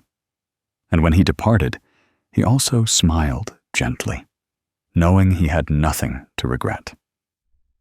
You can try a small exercise. Right after hearing these words, write down one thing you want to let go of. Perhaps it's a long-held anger that hasn't found release. Perhaps it's an envy that makes you tired, or a dream too far-fetched that causes you pain. Write it down and tell yourself that from today, I am practicing letting it go because I understand that impermanence can take everything away at any moment. Why should I hold on to things that cause my heart to suffer? And then, also write down one thing you want to be grateful for. Perhaps it's that your parents are still with you. Perhaps it's a friend who once supported you, or a peaceful morning when you can still breathe. When you live with gratitude, you will find your heart naturally opening and feeling much lighter. Life is a sea of suffering. But that doesn't mean we only see suffering. Suffering is only a part. It reminds us that everything is impermanent, that we must learn to let go. If you know how to look at suffering with awareness, you will see that it also contains seeds of joy. Because, thanks to suffering, we learn to appreciate happiness when it comes. Thanks to impermanence, we learn to live deeply in the present. So whenever you feel heavy-hearted, remember the image of the crematorium that Mr. Sao witnessed. Remember that all glory, status, and wealth will eventually turn to dust. The only thing that remains is how we lived, the love we sowed, and the peace we found for ourselves. If you feel something from this story, share it with a loved one or a friend who is feeling tired. Because who knows, a gentle reminder might become a great comfort to them. Sow another seed of peace. For by sowing a seed of goodness, we will reap a field of peace. And as you go through a long day filled with worries, before you sleep, close your eyes, smile, and silently tell yourself, today I lived fully. I loved. I was grateful. I let go of unnecessary things. Tomorrow, if I wake up, I will continue to live this way. Because I understand that impermanence can come at any time. Weariness is not the end. It's just a reminder for us to pause, to learn to live freely, to learn to let go, and then to see that serenity is inherently within our hearts. Practice looking at life with gentle eyes. Practice smiling in the face of impermanence. Then you will find your heart naturally light, and peace will become your companion throughout the journey of life. Perhaps in everyday life, each of us has, at some point, sat alone and sighed after a long, tiring day. Sometimes, after work, you return to your familiar room, drop your bag on the table, and sit there silently, feeling empty inside. Sometimes, it's late at night. You look around the house and see your parents asleep, your children resting peacefully, and only you are still awake with countless thoughts. Life is just like that. No one can avoid moments of uncertainty when sadness and worries rise like ripples, making us feel small before the vast sea of life. It is in those very moments that we easily utter, "This life is truly full of suffering." But dear friend, it is also in that very suffering, if we know how to turn inward, that we find the key to move through it, to smile, and to feel lighter. The Buddha once taught that life is inherently a sea of suffering: birth, old age, sickness, and death. To love yet be separated, to hate yet be forced to meet, to desire yet not attain. This body and mind are inherently unsatisfactory. All these are forms of suffering that everyone must experience. But he also clearly indicated that suffering or peace, suffering or joy, ultimately depend on each person's own mind. When the mind is still full of craving, aversion, and ignorance, all external circumstances become a burden. But when the mind has learned to accept, to let go, to know enough, and to maintain kindness, then even amidst storms, we can find a peaceful footing for ourselves. That is the path that Buddhist teachings open for us, so that even though this life is a sea of suffering, it can still become a refreshing river that nourishes us. I remember a sister once confided that for many years she lived in torment, always feeling that life was unfair. She was a diligent person, loving her husband and children. But then misfortune struck. Her husband left her for someone else, leaving her with 2 young children and mountains of debt. In those months, she cried so much that her eyes were swollen red, and every night she tossed and turned until morning. But then one day, by chance, a friend invited her to the pagoda to listen to a Dharma talk. As she listened, a simple truth gradually sank in. Suffering is not for blaming, but for learning to let go. She practiced sitting still, taking a deep breath, feeling the warmth spread through her chest, then exhaling very slowly. Day by day, little by little, she stopped blaming life. Instead, there was gratitude that she still had her 2 hands to work, still had 2 children to love.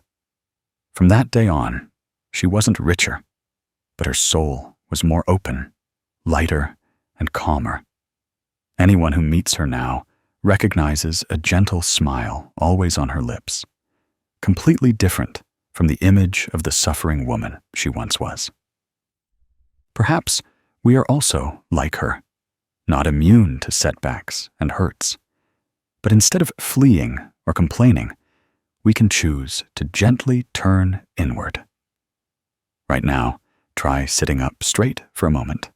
Close your eyes and inhale deeply. Feel the cool breeze or the warmth around you. Notice the beating of your heart, patiently sustaining your life. Then exhale slowly, letting worries leave your mind with that breath. Just a few breaths, and you will realize that deep within you, there is still a place of peace. It's not a distant place, but right in every breath, every present moment. If you wish, after quieting your mind for a while, try taking out a pen and paper and writing down something you have long wanted to let go of. It could be anger, resentment, or an unfulfilled aspect of the past. Write it down, then gently fold it, as if offering it to the flow of time, no longer holding it in your heart. You will feel your heart lighten, Because when we write something down and acknowledge it, it is also when we allow ourselves to be freed. Life is inherently a sea of suffering. But don't create more suffering for yourself. Live lightly, smile at life, and sow goodness for yourself and others. When we know enough, know how to love, and know how to forgive, each day of our lives becomes a fragrant flower in the midst of life. You may not be able to change your circumstances immediately, but you can absolutely change how you perceive and confront them. Just light a candle in your heart, and the darkness will recede. And, dear friend, I want to tell you that thank you for listening until this moment. Thank you for giving yourself an opportunity to pause, to listen, to breathe with me. I wish you always peace in every breath, to find a smile in every new day, and to have the courage to let go of what no longer serves you. If you find these words bring you some relief, please share them with a loved one or friend. Who knows, your sharing might just sow another seed of peace in someone's heart. Finally, please remember that weariness is not the end. It is only a signal for us to learn to slow down, to let go more, and to cherish what we have. Life still has suffering, but at the same time, it offers countless opportunities for us to learn to love and be at peace. As long as you hold in your heart the belief that when the mind is at peace, the world is at peace, you will realize that joy is always present in every gentle breath, every gentle breath.